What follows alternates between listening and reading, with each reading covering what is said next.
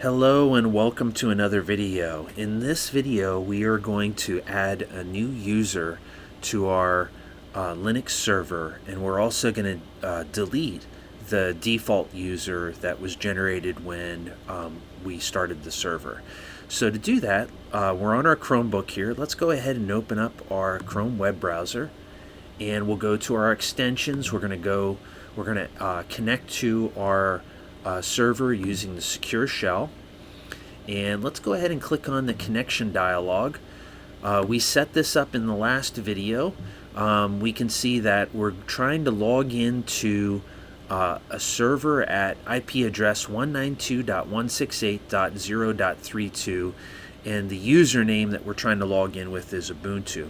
Now, if you haven't turned off your Raspberry Pi, or if you've turned it back on and your router has assigned the same internal IP address, you won't have to change anything here. But there is a chance that you might not be able to connect, and if you can't connect, you're going to have to connect the monitor and keyboard physically to your Raspberry Pi and look at what internal IP address has been assigned here. We're going to come up with a solution so that we don't have to do that in the near future, but right now, if you weren't assigned the same address, you'll have to do that. So let's go ahead and connect, and I'm prompted for my password, so I'll type that in.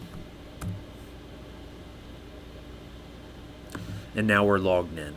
Okay, we're logged into a server named Ubuntu, and the username is Ubuntu. Let's go ahead and take a look at the privileges or the groups that our standard Ubuntu user is a part of. So we can do that by typing in the keyword groups here and hitting enter. And we can see that our Ubuntu user is part of all of these groups. The most important right now of these groups is this sudo group, and it stands for super user do. Any user that is part of the sudo group has the ability to do any command that they want on the server. That for our new user, we're going to want to make sure that they have that command.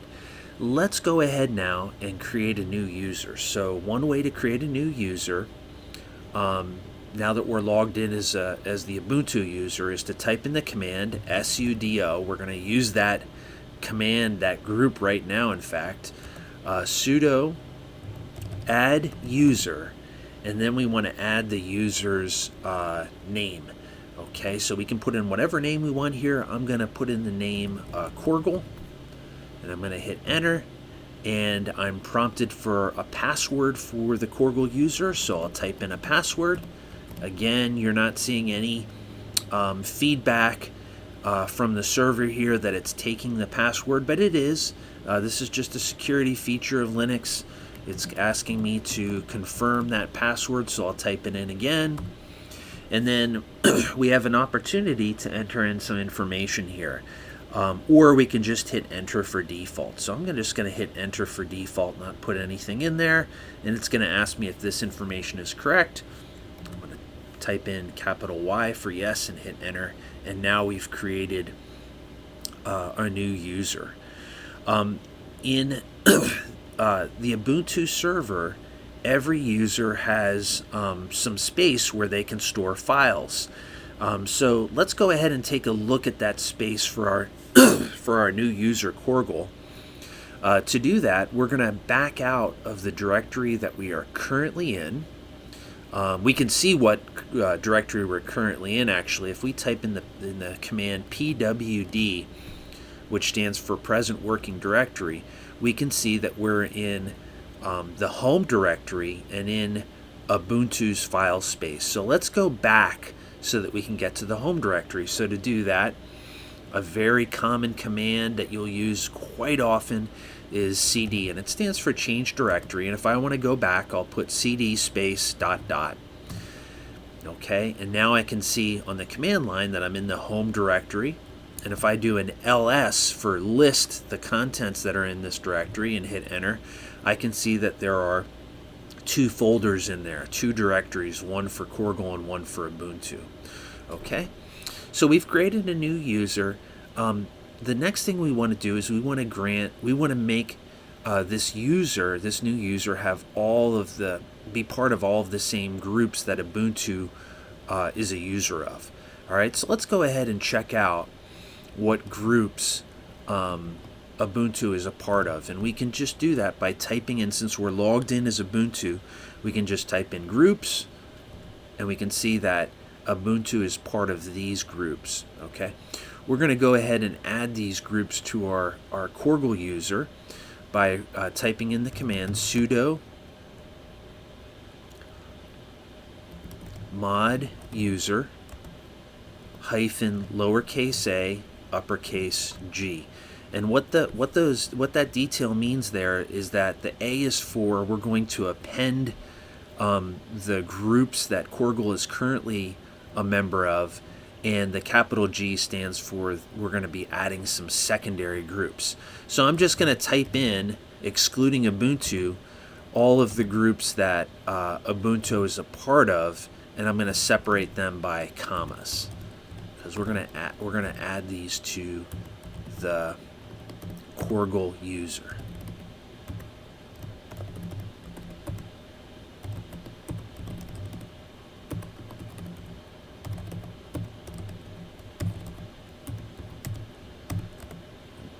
After we put in the groups, we'll put a space and then the username. And I made a mistake here. It doesn't recognize mod user. I think I got it backwards. I think the command is actually user mod. So we'll go ahead and fix that. User mod. Oops. And there we go. Okay. So now if we log out, which we're going to do by typing in the command log out, and we're going to log back in to our server. So we're going to choose another connection here, actually, because we don't want to log in as Ubuntu at 192.168.0.32. We want to log in as Corgel, our new user, at 192.168.0.32. Okay, so let's go ahead and connect, and we'll be prompted for Corgel's password. And now we've logged back into our server under a different username, Corgel. Okay, all right. So what do we want to do now? Well, this isn't necessary, but since I've duplicated all of the groups that Ubuntu was part of to Corgel, I'm going to go ahead now and get rid of the Ubuntu user. So Corgel is going to be my main user for this server, and to do that, I'm going to type in the command sudo del user and then the name. So I want to delete the Ubuntu user. Okay, and it's going to prompt me for my password. Often this will happen. That's okay, just go ahead and enter in your password, and we've removed the Ubuntu user. Okay. The other thing we'll do is to clean up the home directory. We're going to back out of the directory that we're currently in. Okay, we're going to list it, and we see that Ubuntu's directory is still there. So we're going to go ahead and remove that. So the command to do that is going to be sudo rm for remove space -r. That stands for recursive. That means that if there are any files or folders within the Ubuntu directory, we also want to remove those. And then the directory name.